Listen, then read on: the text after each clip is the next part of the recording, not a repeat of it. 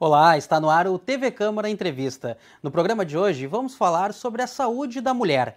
Conforme o último censo realizado em 2022 e divulgado pelo IBGE no ano passado, a população feminina representa 51,5% dos habitantes brasileiros. Pela primeira vez em 5 décadas, as mulheres são maioria em todas as regiões do nosso país. Por isso, a importância e a relevância de falar mais uma vez sobre esse tema, as políticas públicas de atendimento às mulheres. E para falar justamente sobre esse assunto tão relevante, recebemos hoje aqui nos estúdios da nossa TV Câmara a Rosa Villarino. Ela que é psicóloga da área técnica da saúde da mulher na Secretaria de Saúde aqui em Porto Alegre. Então, doutora Rosa, seja muito bem-vinda ao nosso programa. Obrigada, é um prazer estar aqui e a gente poder conversar sobre saúde da mulher. Também participa da nossa edição, mas de forma online, o professor Carlos Bastos Souza, médico ginecologista e obstetra. Ele que atua no Hospital de Clínicas aqui em Porto Alegre. Então, doutor Carlos, também seja muito bem-vindo ao nosso programa. Muito obrigado pelo convite, né? É um prazer estar aqui conversando com vocês e vamos tentar aí, né, fazer um bate-papo sobre as coisas mais, digamos, importantes ou relevantes aí da saúde da mulher aí, tá? Deixar o programa interessante para vocês. O assunto é bastante longo e a gente com certeza vai avançar bastante. Bom, para a gente começar esse nosso bate-papo, então, quero perguntar para uma mulher, para a Rosa aqui, nos falar há quanto tempo você atua, Rosa, na Secretaria Municipal de Saúde e quais são os desafios para prestar um bom atendimento para a população feminina. Bom, então eu atuo na área técnica da saúde da mulher desde 2011, na Secretaria de Saúde eu estou desde 2002, mas na área técnica desde 2011. E um grande desafio, bom, primeiramente, né, da gente pensar que mais da metade da população de Porto Alegre é de mulheres, né? A gente ainda não tem, pelo censo, a estratificação na cidade por faixa etária, ainda por sexo, né? Mas até nos censos anteriores era 53% a 54% da população feminina no município.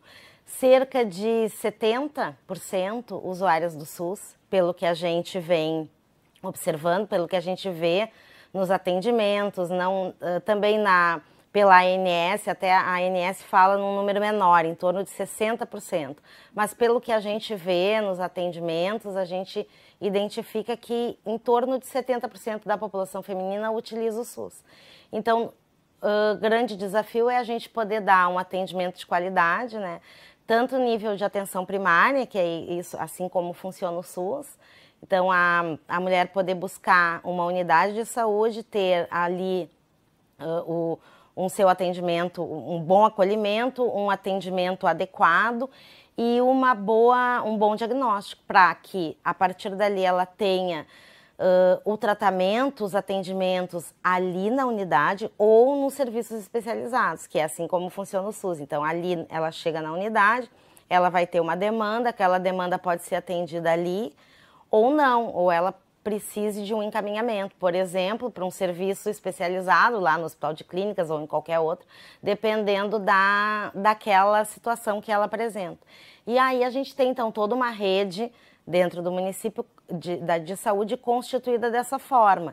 Atendimento em nível de atenção primária, em nível que a gente chama secundário, que seria um atendimento especializado fora do hospital, que são alguns ambulatórios onde tem ginecologistas que fazem alguns atendimentos de um pouco média complexidade, como a gente diz, e os grandes hospitais, né, nos seus ambulatórios e depois cirurgias, demais outros procedimentos em nível de alta complexidade. Então, a rede funciona dessa forma. E qual é o desafio? É fazer isso fluir, né, que as mulheres cheguem com brevidade, em tempo oportuno, nos seus atendimentos, de acordo com a gravidade, a necessidade desse atendimento. Então, fazer isso fluir, que isso funcione, que essa articulação entre os níveis de complexidade esteja funcionando.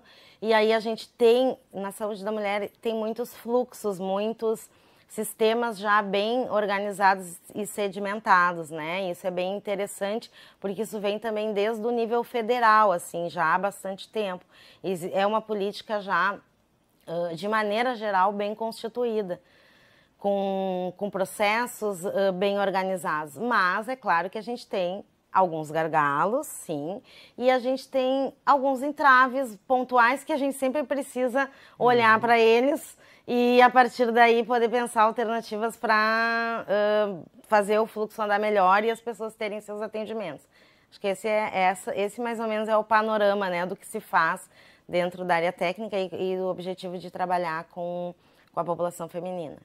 Doutora Rosa, todo esse panorama que você nos traz nessa sua primeira manifestação é bastante importante e permeia diversos âmbitos, né? Você falava não só citando o âmbito municipal, você trouxe também dados nacionais, falava de faixa etária, condição socioeconômica, diferenças entre o setor público e o setor privado, citou também o local de trabalho atual do nosso outro convidado aqui, doutor Carlos, no Hospital de Clínicas, e é justamente com você, doutor Carlos, que eu gostaria de encaminhar com o senhor a pergunta. Você já atuou também aqui no sistema de saúde em Porto Alegre, no município, em unidades de saúde. Como era o atendimento prestado para as mulheres naquela época e como está atualmente na sua visão? Bom, então o que eu posso falar? Eu posso falar, eu entrei na prefeitura em 2000 no concurso, então assim, eu tenho aquela visão durante 13 anos, eu me desliguei da prefeitura em 2013, quando nasceu meu primeiro filho, e daí o que acontece? Eu acho que a gente vem lá de uma construção, né? A gente teve uma mudança lá daquele modelo de saúde do INAMPS, onde só os segurados tinham acesso à saúde, para o modelo do SUS, onde todos têm acesso, né? E isso acabou ocasionando, né, toda uma adaptação, né? Então, eu acho que eu peguei, né, quando eu entrei dentro, digamos assim, do sistema de saúde, dentro da minha formação na medicina, um aumento muito grande da atenção primária, né? Então, a gente notava digamos assim, uma abertura de postos de saúde, de unidades de atendimento de medicina de família, e tinha um modelo que era dos postos de saúde naquela época, que era um modelo muito assim, tinha 2 clínicos gerais, 2 pediatras e um ginecologista, os postos menores, uma grande abertura digamos, de postos de medicina de família, e o quê? Uma tentativa, uma integração desse sistema e um aumento muito da rede primária, né? O que ao mesmo tempo acabou acontecendo, dentro da minha visão, houve um aumento muito grande dessa rede de atenção primária, que vai fazer, né, o atendimento lá dentro da comunidade, que ela é muito importante, tá certo? Porque nem todas as pacientes precisam ou têm condições de se deslocar para uma unidade maior. A rede terciária, que são os grandes hospitais, acredito que eles se mantiveram relativamente estáveis, né? E a gente teve uma certa diminuição, isso é uma pena, da rede, digamos assim, aquela que a gente chama secundária, né? Que no meu tempo mais novo, já estou começando a ficar mais velho, já estou com quase 50, né? Dos postões que faziam mais, e daí o que isso foi? Pelo menos no meu tempo, eram muitos médicos, digamos, da rede estadual, né? Tá? E que acabaram sendo daí, tipo assim, o pessoal começou sair, se aposentar, né, tá? E agora realmente está um foco muito mais na primária. Então, assim, ó, esse atendimento que a gente chama assim da parte mais básica, eu acho que o pessoal tem um acesso mais fácil, e o terciário acaba tendo os hospitais. Às vezes o secundário, que eu acho que muita coisa poderia ser não chegar nos hospitais, né, tá? A gente acaba pecando, eu acho, bastante hoje em dia, né? Porque acho que teve uma redução muito grande de quadro, né? Não temos muitos funcionários aí, digamos, médicos, e até toda a parte de enfermagem especializada, porque, por exemplo, vários pacientes não precisam fazer coisas maiores no hospital, mas ela precisa fazer uma coisa que não tem no posto de saúde. Então essa é uma coisa que eu acho que mudou um pouco aí, né? Por essa, digamos, um envelhecimento da rede, e essa rede que foi meio se espalhando mais para o foco no primário, né? Queria complementar uma questão, Cláudio, né, Cláudio? A gente tem agora, desde 2022, iniciando em 2021, mas já em 2022, a reconstituição daqueles ambulatórios de especialidade dentro do que tu chamou de postão, né? Então, dos grandes serviços. Então, a gente começa a ter novamente, a gente já tem esses serviços com ginecologista, são 5 na cidade, tem ginecologistas, nutricionistas, fono, pediatras, alguns com outras especialidades, que agora aqui eu não posso falar, porque daí não está direcionado Cardiologista talvez tenha, não acredito. Mas assim, essas ginecologista, pediatra, fono e nutri com certeza nesse atendimento serviço. Multidisciplinar. Nisso que o Cláudio está falando que seria o serviço secundário. Então a gente já está com essa retomando esses serviços, a gente chama de ambulatórios de especialidade e eles já estão constituídos em 5 locais da cidade. Então tem lá dentro do IAPI, tem dentro do Vila dos Comerciários, do Modelo, Camaquã e Santa Marta. Então a gente já vem voltando, né, de alguma maneira retomando esse processo e aí isso está dentro de uma outra área, não é da área da saúde da mulher, né, é uma área de coordenação das especializadas, da atenção especializada, mas como saúde da mulher, por ter ginecologista nesses serviços, a gente trabalha junto e a gente começa então a reinstituir, né, a trabalhar com esses ginecologistas para esses procedimentos e essas consultas que seriam de média complexidade, sim. E a gente tem dentro do município, isso já há algum tempo, o GERCOM, o Sistema de Regulação, né, o Sistema de Regulação de Consultas. Então, tem um médico regulador dentro da secretaria que olha para essas solicitações de consulta e ele consegue avaliar se aquele caso ali, que é atenção primária de uma mulher, né, com dor abdominal, dor pélvica, bom, dá para eu encaminhar ela com base no que está colocado ali naquela solicitação da consulta, né? Eu posso encaminhar ela para o ambulatório de especialidade dentro de um desses centros que eu indiquei aqui, que então são os nossos serviços próprios do município, ou esse caso eu já deveria mandar ele para o ambulatório lá do Cláudio, por exemplo. Então, isso a gente já começa a reconstituir, conseguir fazer já desde então, sei lá, acho que foi início do ano passado, talvez ou metade do ano passado, não estou bem lembrada aqui, de 2022, não 2023. O ano de 2023 já se constituiu assim.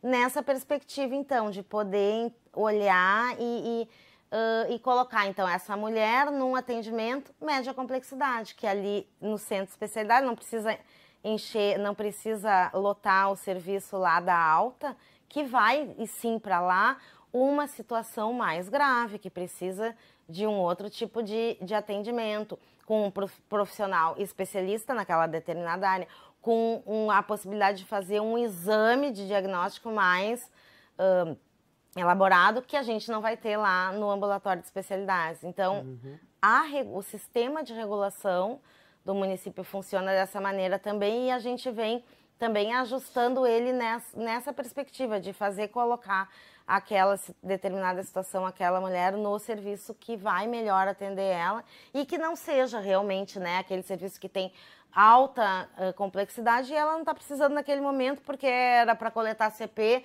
porque na rede não tinha um médico e aí o enfermeiro não sei o quê, e mandaram ela para um serviço especializado para coletar um exame do citopatológico, que é algo que deve acontecer na atenção primária. Estou dando um exemplo aqui bem básico, né? Mas existem outros, mas nessa ideia de constituir os níveis de complexidade. A gente está reconstituindo então, Cláudio. Doutor Carlos, por gentileza. Carlos, desculpa! Eu ia te corrigir agora. Doutor Carlos, tá mais tranquilo.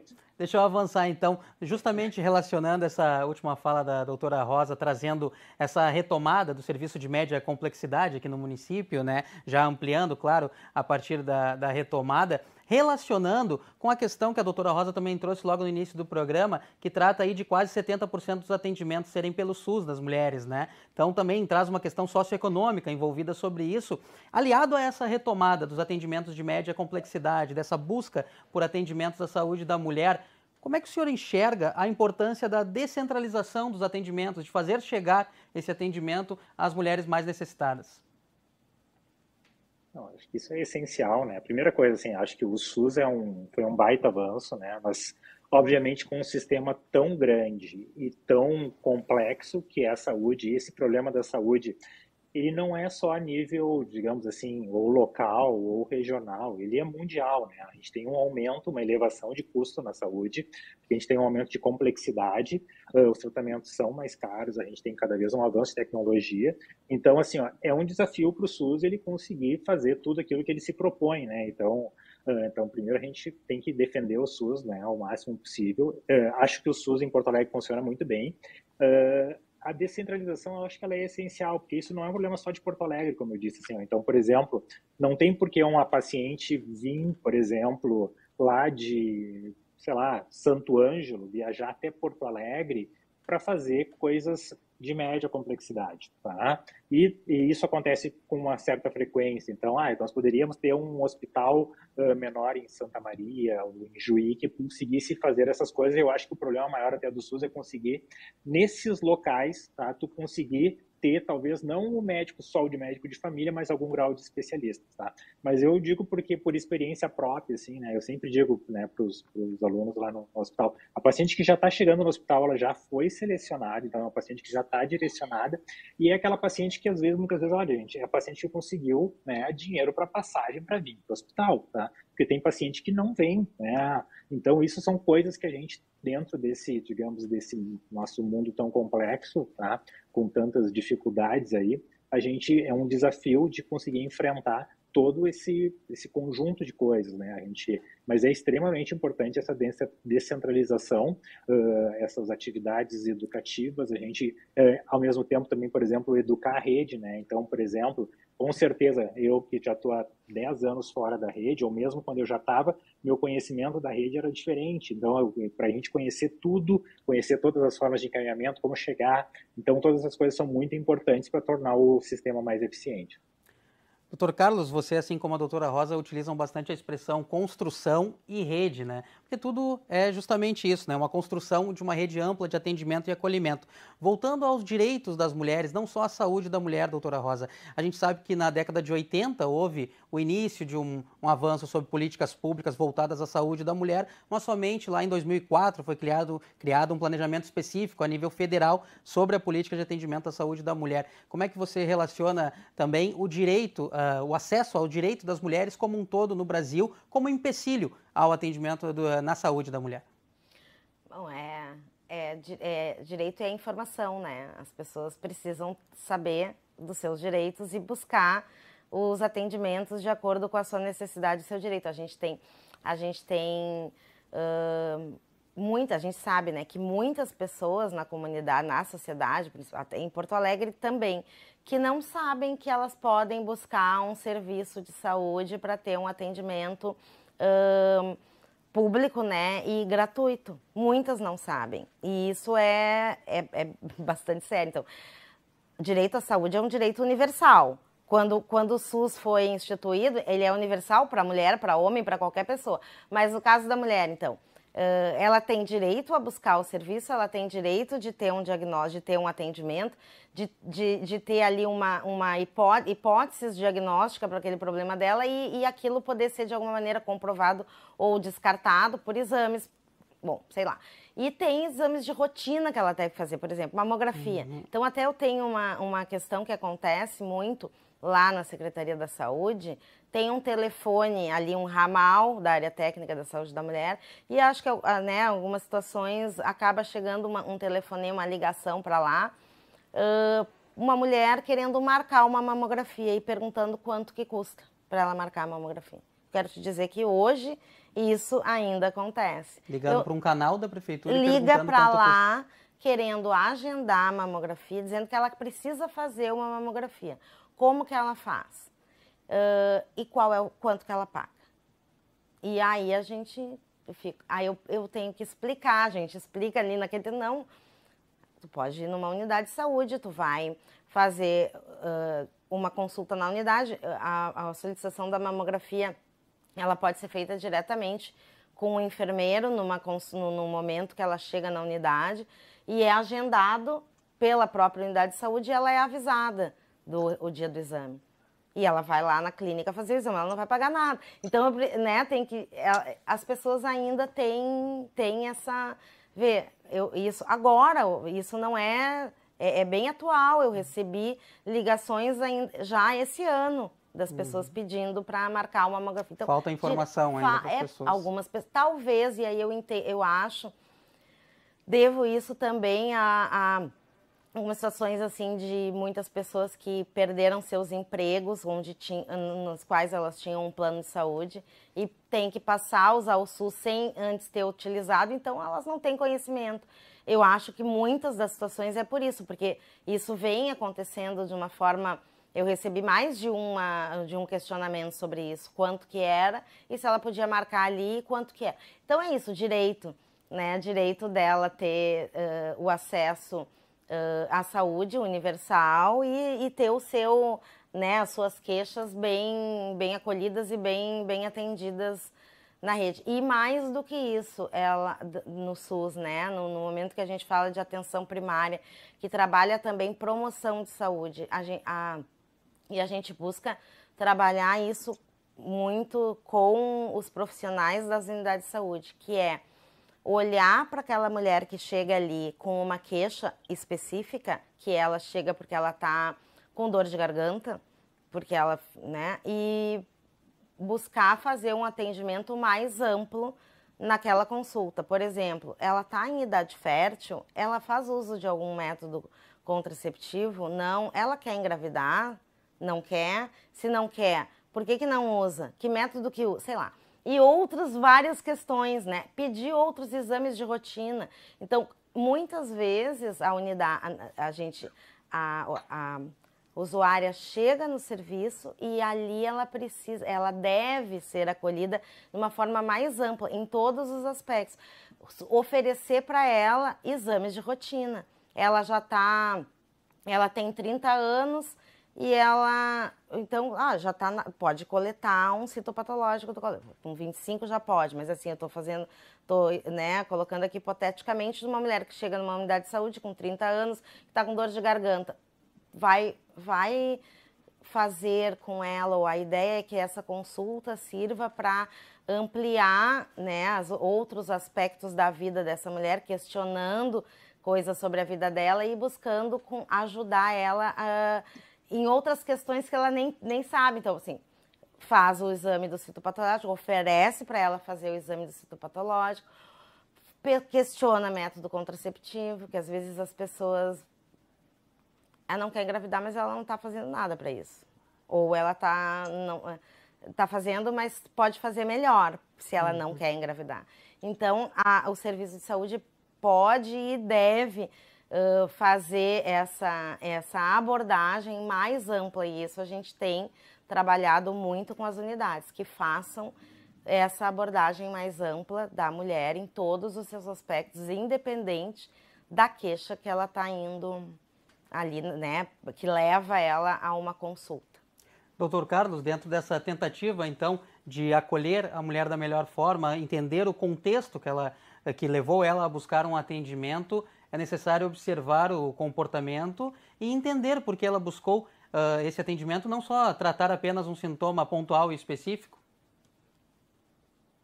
O que a gente tem? A gente tem duas... Talvez tenha mais subpopulações, né? Mas uma coisa muito comum é o quê? A gente tem aquela paciente que vai não é só o posto de saúde, a paciente que vai no consultório, que faz as revisões, tá certo? E isso é uma coisa muito diferente quando a gente está falando de saúde da mulher, digamos, de saúde do homem, né? A mulher vai no médico, tá certo? Ela faz revisão. Por outro lado, a gente tem uma boa parcela de gente que não vai. Então, o que eu estou te dizendo? Assim, a gente pegar o homem fazendo revisão, é muito difícil, é um homem saudável, vou lá fazer meus exames, tá?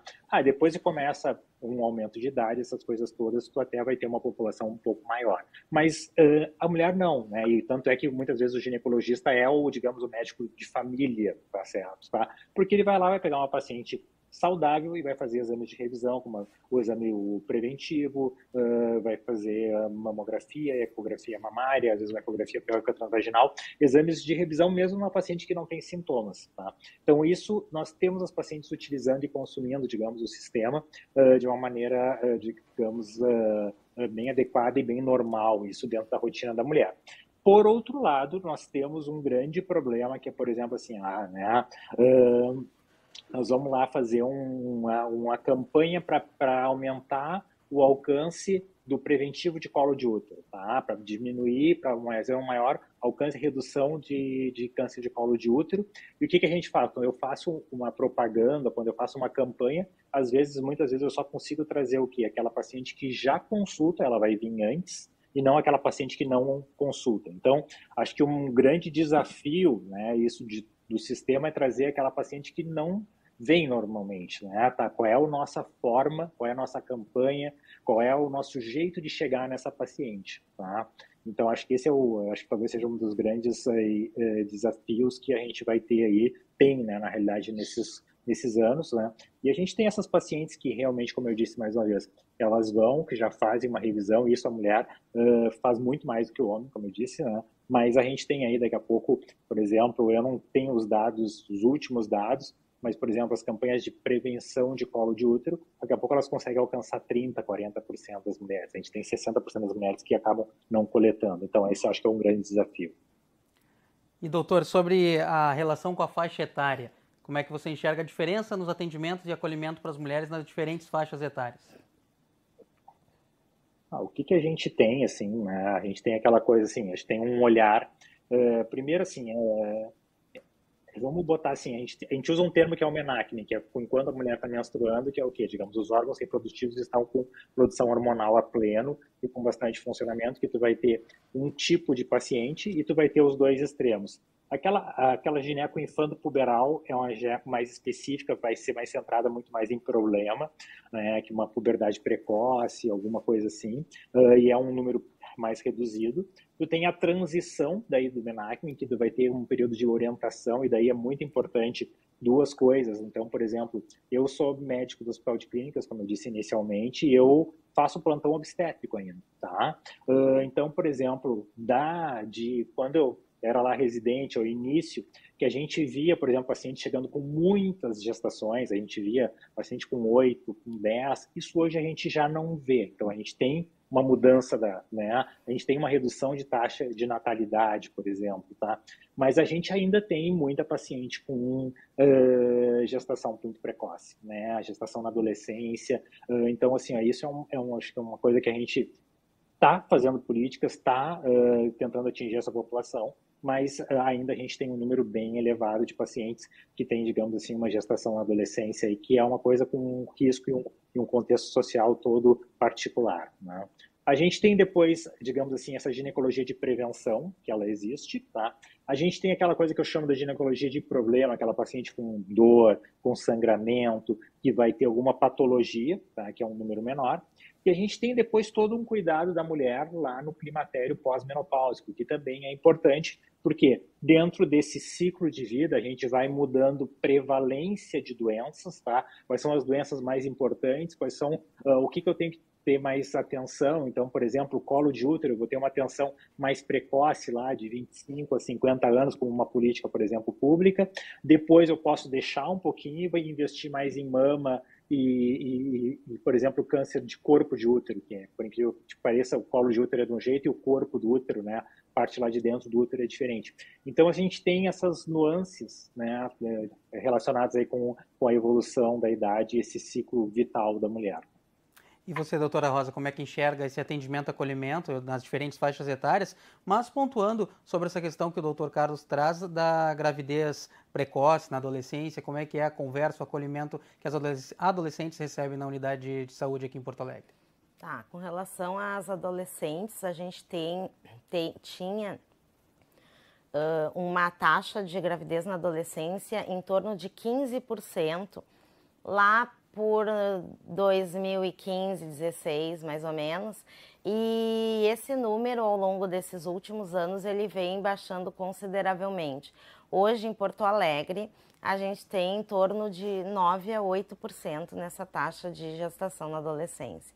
Então, essa queda, ela se deu, e a gente consegue olhar isso muito fazendo, né, olhando dados, e fazendo esse recorte por região da cidade. Então, eu posso dizer que a gestação na adolescência ela diminuiu naqueles bairros de classe média, média alta, bastante, sim, mas eu também tive, a gente também teve essa diminuição naqueles bairros mais periféricos da cidade, populações, então, que podem ter e têm um acesso, às vezes, mais dificultado ao serviço de saúde, sim, né? E acesso mais difícil a qualquer tipo de serviço. E a gente teve essa diminuição em todos os territórios. Então, quando a gente tinha na cidade uma taxa de quase 15% de gestação na adolescência, quando a gente ia ver, por exemplo, o distrito Restinga, essa taxa subia para 22%. E o centro tinha 10%. Entende? Então, a gente faz...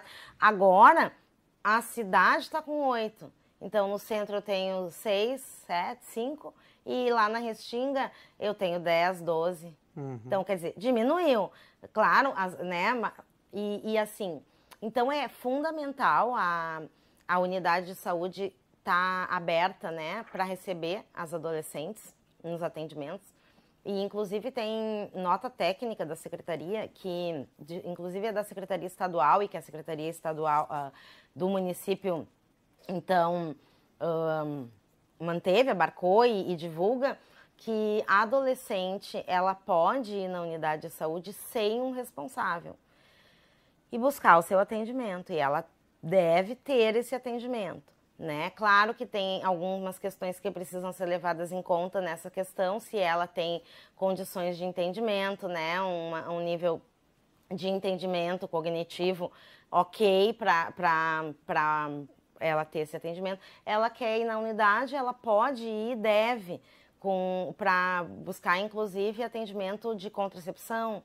E ela não pode ter esse atendimento negado de forma nenhuma. Ela deve ser atendida e não precisa ter um responsável com ela para esse atendimento. Então, isso é fundamental e isso é preconizado e orientado, tem nota técnica, as unidades são sempre orientadas para que mantenham. E muitas vezes a gente recebe um questionamento de uma unidade de saúde assim, eu tenho recebido adolescente que vem aqui, o que eu faço? Tá aqui, ó, tem inclusive uma nota que te respalda para fazer esse atendimento com ela e não exigir a presença de um responsável maior para a mãe. Ela quer ir lá, ela quer iniciar a vida sexual, ela não quer contar para ninguém sobre aquilo ainda, né? Ela tem todo o direito de buscar. E isso tá... É um respaldo, a elaboração dessa técnica é baseada numa tentativa de superar um certo constrangimento, por vezes, da adolescente. Sim, e de dar liberdade para que ela possa decidir e buscar a unidade de saúde sem a necessidade de ter um responsável, porque ela pode querer ir e a mãe, o pai, o responsável não querer que ela vá. Não querer que ela busque informações sobre... Ou não tem tempo, né? Ou ela não tá, porque é isso, ela não pode não estar, ela pode querer buscar informações por ela mesma e ela tem que ter esse direito. Então, isso é... E por que eu digo assim, é uma nota técnica que respalda? Porque tu tá atendendo alguém que ainda não tem 18 anos, né? Nesse sentido. Ela não tem 18 anos, então ela não tem a capacidade civil plena, né? Mas é importante que ela tenha o atendimento e que ela possa ter, principalmente assim, ela vai receber as informações, receber informações sobre métodos contraceptivos, fazer exames, receber um método, conversar com ela e a partir daí ser prescrito, ser orientado um método contraceptivo para ela. Então, ela pode e deve buscar a unidade de saúde para ter esse atendimento, independente, né, então, da faixa etária, nesse caso, né, no caso de uma adolescente. E principalmente também com relação a métodos contraceptivos, fazer exame. Ela tá com uma dor, ela teve uma relação, ela não quer falar para a mãe, ela tá com dor, o que será que aconteceu? Aí ela não fala, e aí ela não vai. Então, isso aí também é uma coisa importante para que a população saiba que ela pode sozinha ir lá na unidade de saúde e dizer que ela quer fazer uma consulta. E ela tem o direito de fazer essa consulta e de ter todo o atendimento. E tem uma questão também que eu queria falar que é bem importante, eu não queria deixar passar, que a gente tem também, que é algo que não é, que as pessoas não sabem, que eu acho importante a gente sempre falar. A gente tem constituído na cidade 4 serviços, o Clínicas é um deles, 4 serviços credenciados para o atendimento de violência sexual. Contra a mulher, contra pessoas, mas estamos falando de mulher. Então, 4 hospitais da cidade são credenciados. O Clínicas é um deles, além dele o Conceição, o Hospital Conceição, o Hospital Fêmea e o Hospital Materno Infantil Presidente Vargas. Todos esses serviços, uma mulher, uma menina, né, um homem, uma trans, qualquer pessoa pode buscar o atendimento num caso de violência sexual. E vai ter todo o atendimento lá nesse serviço, né? De exames, fazer profilaxias, fazer contracepção de emergência, né? Fazer as profilaxias para HIV e também, e se essa violência sexual levar, né, a uma gestação, essa mulher tem o direito também da interrupção da gestação, também nesses 4 serviços. Né, deve buscar um desses 4 serviços. Mas sempre é importante trazer essa informação para dizer assim, que no caso, é uma situação ruim, que muitas vezes quando uma pessoa é vítima de uma violência, ela quer ir para casa, ela quer se esconder. Mas o que eu digo, o que a gente sempre diz? Busca um serviço no tempo mais rápido possível. Em até 72 horas, o Carlos pode falar melhor que eu, algumas profilaxias ainda vão ter efeito. Então, por isso que a gente diz, em até 72 horas, busque um serviço. Mas tem um tempo ótimo, né, que é o mais rápido possível. Então, buscar um desses 4 serviços o mais rápido possível para fazer os atendimentos. Doutor Carlos, relacionando com essa fala da doutora Rosa, anteriormente o senhor também citava que o médico ginecologista ele acaba sendo o médico da família, tendo uma proximidade também junto às mulheres, junto a todo o ambiente familiar que essas mulheres constituem. Lhe pergunto, relacionando com essa questão da discriminação, do preconceito, de pular a etapa do constrangimento, enfim, qual é a importância de um atendimento humanizado por parte do médico ginecologista junto a essa mulher também? Eu acho que o acolhimento é tudo, né? Então, como é que a gente vai dizer? Acho que a primeira coisa, por exemplo, a gente estava falando ali, né? A adolescente pode e deve consultar. E ela vai escolher, por exemplo, né? A gente tem, por exemplo, o Estatuto da Criança e do Adolescente, que já determina que todo, né, por exemplo, menor vai ter que estar acompanhada, mas, por exemplo, a gente tem um momento da adolescência que é tipo assim, ela vai escolher com quem que ela quer que entre, né, na consulta, quem é que vai acompanhar, por exemplo, para diminuir o medo, né? Eu, por exemplo, sou homem, é uma coisa muito comum, várias pacientes assim, olha, não, eu prefiro ser atendida por mulher, a gente tem que respeitar, tá certo? O que às vezes acontece, e nem todos os lugares vão ter essa disponibilidade, né? Então, daqui a pouco tu não vai ter profissionais dos 2 sexos para poder atender, mas se tu tá num serviço grande, isso vai acontecer, tá? Mas é sempre muito importante, né, a gente ter esse acolhimento e essa visão, porque a gente vai ter ali uma prevenção, né, tá certo, do dano físico e tem todo, né, o dano emocional e o trauma. E esse tem que ser tratado e olhado desde cedo, né? Então, isso é muito importante, tá? Então, as pacientes saberem, né, qual é o local, né, esses locais estarem bem, digamos assim, localizados, essa coisa às vezes, por exemplo, eu que faço plantão, uma coisa super importante é que às vezes, tipo, aquela coisa, o hospital é qualquer serviço, não é só o hospital, né? Funciona de um jeito de manhã e quando chega no plantão ele acaba sendo um pouco diferente, mas que todo mundo saiba qual é o encaminhamento que eu tenho que dar. E essa coisa das horas, é óbvio que quanto mais precoce, mais efetivo vão ser todos os meus tratamentos, eu tenho mais opções, tá? Mas ela não é um negócio, então, tudo ou nada. Então, assim, às vezes, estou com 74 horas, estou com 78 horas, procura o serviço mesmo assim, tá certo, tá? Porque daqui a pouco tu não vai ter, digamos assim, a profilaxia ótima, o ótimo tratamento, mas tu vai ter algum tratamento. E às vezes isso vai ser, às vezes não, isso com certeza vai ser melhor do que nada. Então sempre vale a pena procurar o serviço de saúde e para começar todo, né, como eu disse, às vezes essa parte até das profilaxias e da contracepção de emergência é o que a paciente tem mais medo e procura mais rápido, mas tem todo o trauma psicológico, esse aí que ele tem que ser avaliado e encarado quanto mais cedo possível for, melhor vai ser para todo mundo. E esses serviços, nesses 4 hospitais, eles têm também esse atendimento com equipe multiprofissional, né, Carlos? Sim. Além do médico, do enfermeiro, da equipe do hospital, tem assistente social e psicólogo nessas equipes, nesses 4 hospitais, para dar esse suporte, esse apoio nesses casos de violência. Então, assim que identificado, doutor Carlos, pelo senhor ou por alguém da equipe, é repassado também para todo um atendimento multidisciplinar, isso?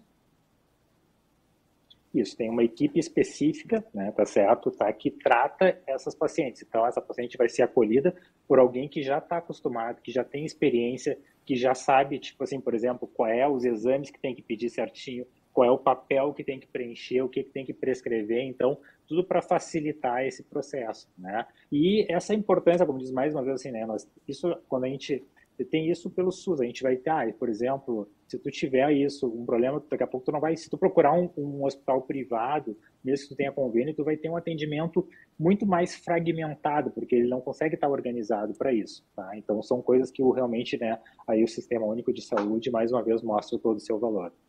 Doutora Rosa, o doutor Carlos também fala nas marcas mentais na saúde da mulher, né? Naquelas marcas que ficam na alma, como o próprio doutor Carlos citava anteriormente. Você, como psicóloga, qual a importância de ter uma boa relação, um bom atendimento também na hora de observar certos comportamentos, algo que não é dito, mas que fica ali implícito no momento do atendimento? Ah, com certeza, isso é bem importante. Por isso que a gente fala da importância de fazer um atendimento integral, né? E não buscar ou olhar apenas para aquela situação de uma queixa, porque às vezes a mulher busca um serviço com uma queixa e ela tem muitas outras questões, né, que ela precisa olhar, que precisa de auxílio, e é fundamental que o profissional da saúde possa estar mais aberto para escutar, para questionar sem julgamento, né, muitas vezes, né, situações.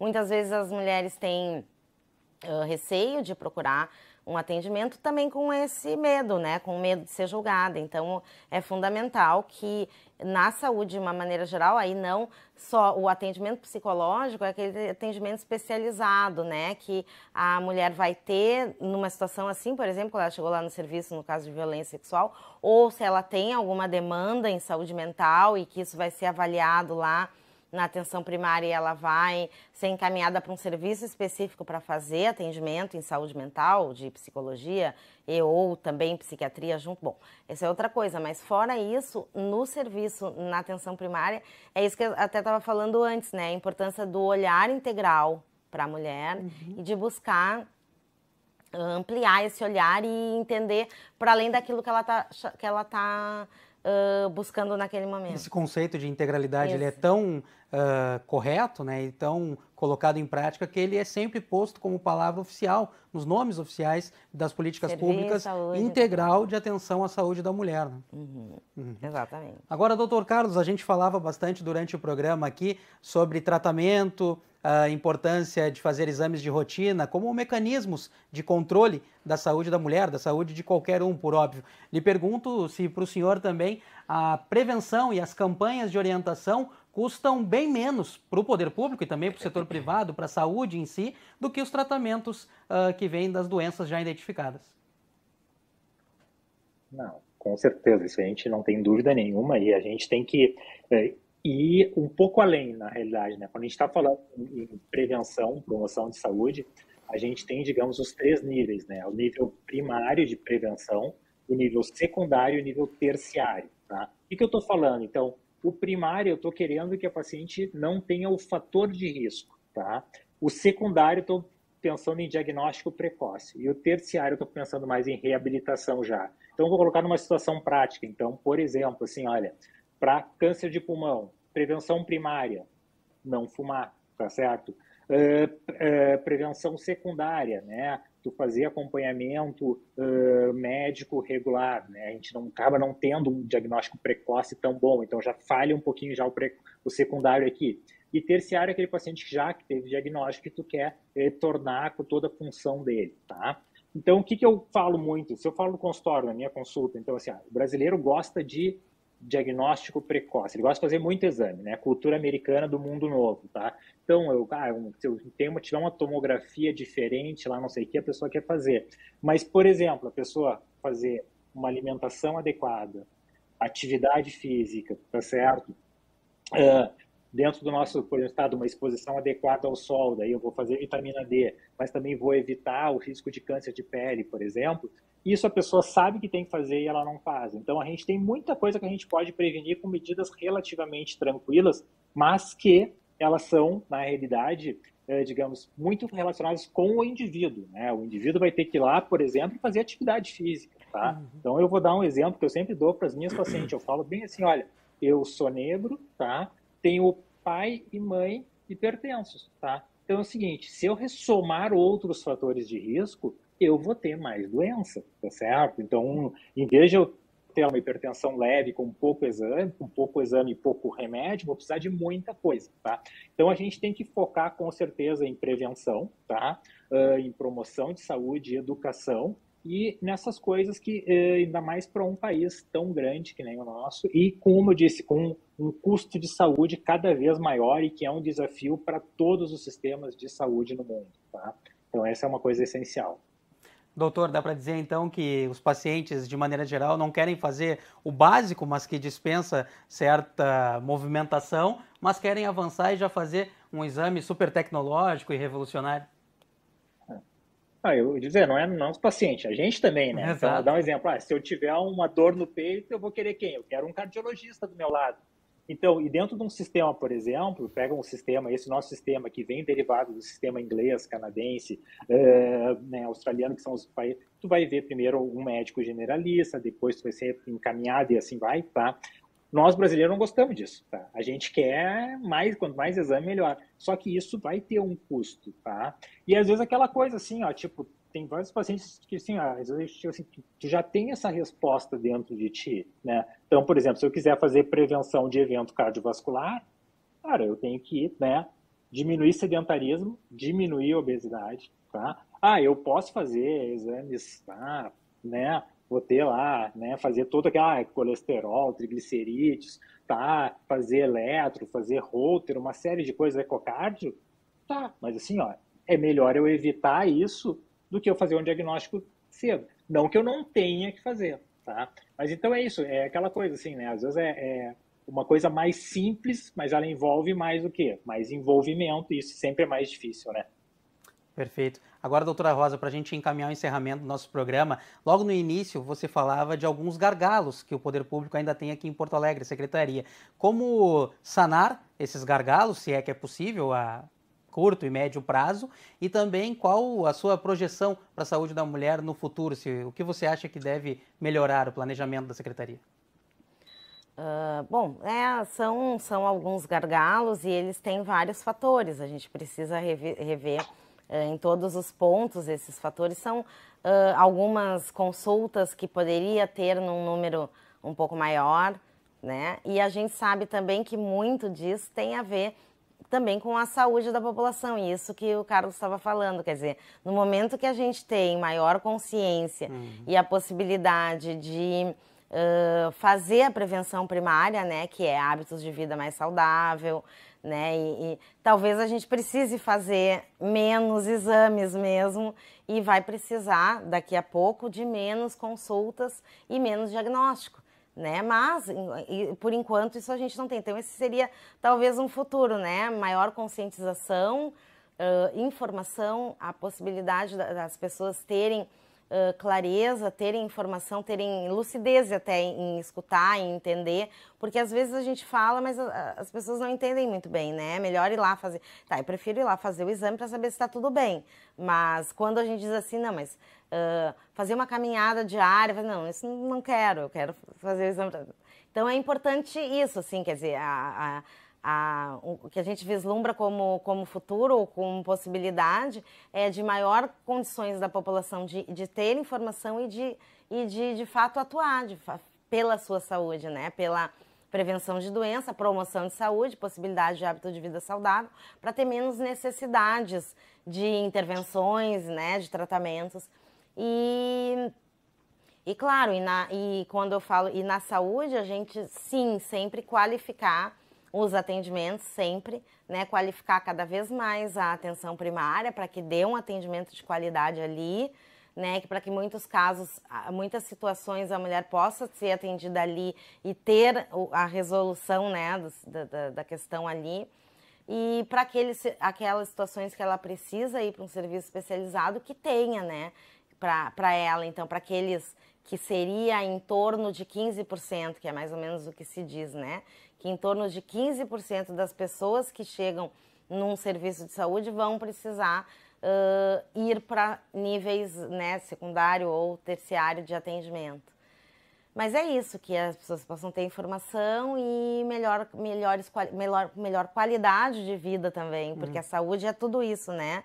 Saúde não é ausência de doença, e sim a gente ter qualidade de vida, a gente ter hábitos de vida saudáveis. Então, acho que é isso. O acesso à informação realmente é preponderante e determinante para a saúde de todos, não somente das mulheres, como a gente debateu aqui. Então, agradeço aos nossos dois especiais convidados de hoje, a doutora Rosa Vilarino, ela que é psicóloga da área técnica da Secretaria Municipal de Saúde aqui na capital gaúcha. Obrigado, doutora Rosa. Obrigada pela oportunidade.